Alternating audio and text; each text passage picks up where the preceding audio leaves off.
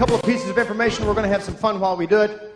And I told you that we're going to do this by talking about some of your major stressors. I just know what is your major stressor, and I didn't have to do any research on this group to know that, because you have one thing in common with everybody walking the planet, and that is your major stressor is something called change. And I need to ask a question with respect to that. How many of you in the room hate change?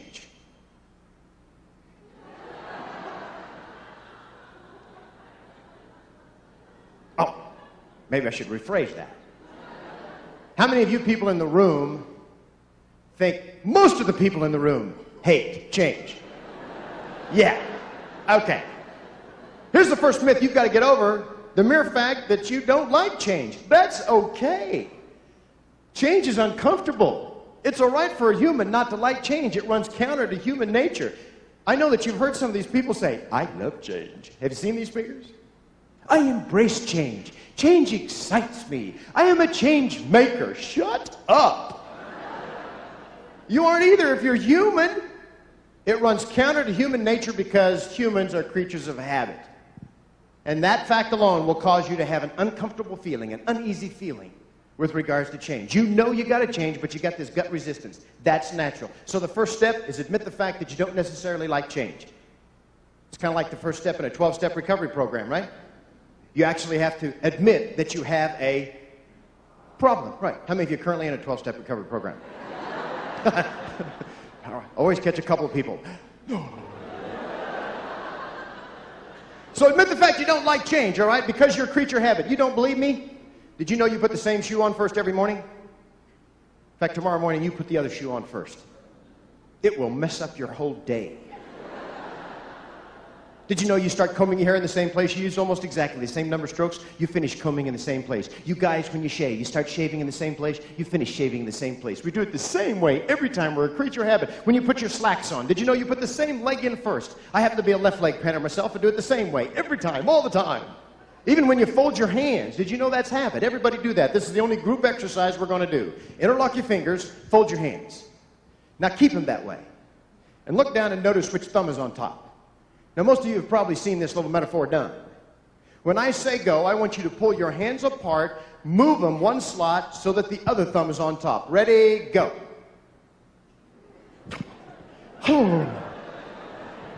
That'll give you the back willies, won't it? Get back to where it's comfortable. Did you know you fold your hands the way you do, not because you're right-handed or left-handed or East Coast or West Coast or rural or urban or male or female. You do it strictly out of habit. You started doing it that way a long time ago, and you've continued to do it that way. Fold your arms. Everybody, fold your arms. If I'd have stood at the door as you came in and I said, which arm do you have on top when you fold your arms, could you have told me? No. But you've been doing it this way your whole life.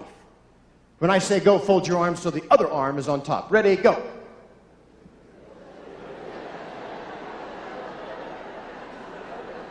That'll be a traveling call.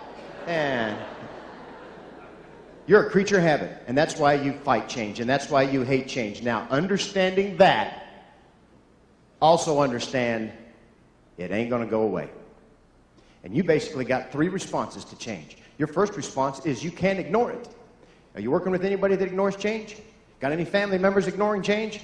These are the people that put in their rough 8 to 5 a day. They come home, they stimulate their mind by watching the Wheel of Fortune. They drink a 6-pack of beer. They belch, they go to bed. That's their whole life right there. Know anybody like that? Yeah, sure you do. You ask them, how do you deal with change? And they say, I put a cup on the dresser.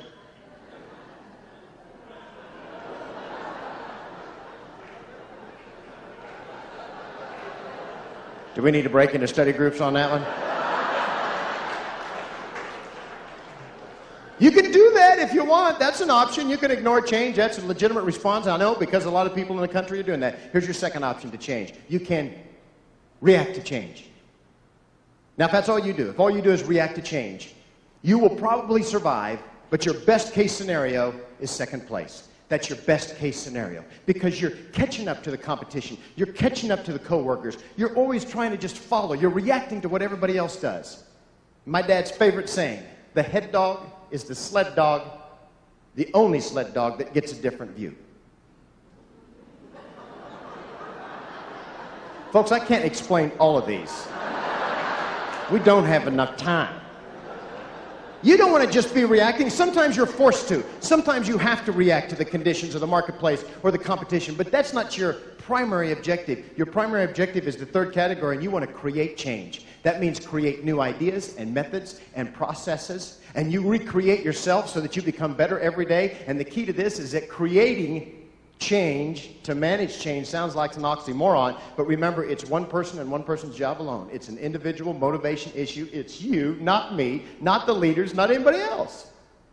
You know, I could, if I want to, stand up here and have you scream and holler and jump on the stage and throw your fist in the air for 45 minutes. You know what you'd be when you're done? Tired, sweaty, smelly, or more than you are, I don't know. That motivation lasts just a 45 period of time. That's the best somebody else can do in an external scenario. The only motivation that's lasting is self-motivation. So dealing with change, creating change, it's a self issue. It's an individual issue. And for an organization to grow and change, the individual's got to grow and change. And there's a catch with this. It's a catch-22. I tell you, the important thing is it's an individual job, but you don't get through the issue of change unless you understand affiliation, collaboration, and teamwork. This doesn't make sense. To get through change, the key, the ignition is individual motivation, but the engine that drives it is collaboration, teamwork. And we're instinctively bad at this because we were given a bad rule when we were growing up, just an awful rule. It's the golden rule. Know that rule? That's awful for dealing with change and for dealing and working with people. Now let me explain that, okay, before you start throwing things at me. We know the golden rule. Do unto others, we'd have them do unto us, right? That's an excellent rule from a morality standpoint, decency, honesty, integrity. But it's an awful rule in terms of working with people and working through change. Because that golden rule says, do unto others, we'd have them do unto us. That implies everybody wants to be treated just like us. That implies everybody is just like us. How many of you think you're just like the person sitting next to you? How many of you are darn glad you're not like the person sitting next to you? Do not point fingers there. You see the fallacy here? If you treat everybody the way you want to be treated, if you give them everything that you think is important, if you work with them the way you want to be worked with all the time, you're wrong 75% of the time. 75% of the time. How do I know that? Because I've taken every one of these personality assessment programs. Have you done those? I've taken them all. They drive me nuts. You know those programs where they put you in a corner, or they give you some name, or you're a color, you're red, you're green, you're blue. You know when I took all those, what I figured out I was? Stupid, apparently. Had no idea what to do in any given situation. That's when I decided it's time somebody put together a personality assessment program that the layperson, that I can understand. In the next few minutes, I'm going to do that for everybody in the room. I am going to assign all of you a 2-digit number. You will get a 2-digit number. This is the only thing you have to remember today.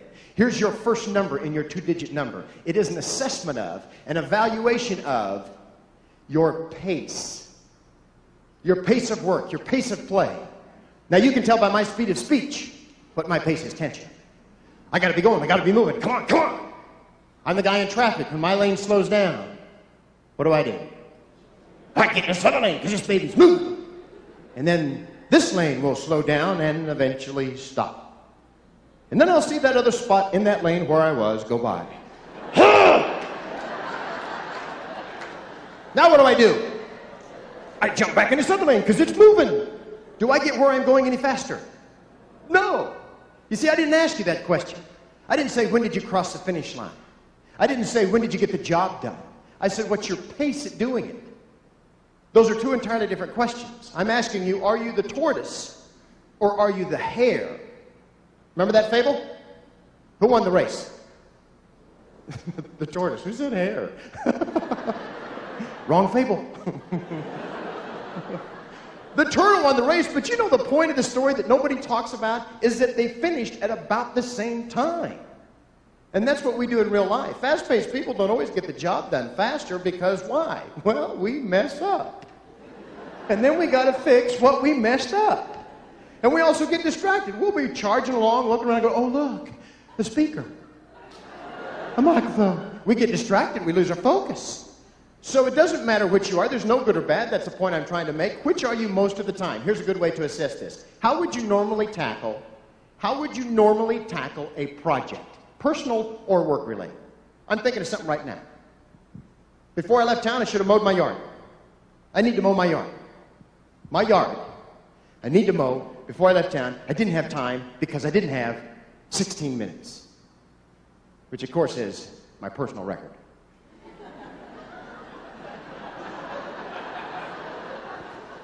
See, mowing my yard is a contest. I want to see how fast I can get this thing done.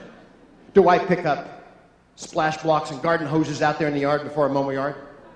No. Who wants to buy some chewed up garden hoses? I got a whole bunch of them. Do I pick up trash that's in the yard before I start mowing the yard? No. In fact, that's evident as I'm flying through my yard on two wheels, missing corners of grass when I see that newspaper buried down in the grass. Are you with me here? You've seen it. You really should stop and get off the mower and pick up the paper, right? But that would slow me down. That's why I come up with a better idea. Mulch. I'll just mow over that baby. That's what I'll do. This is not a good idea. I do not have mulch. I now have confetti.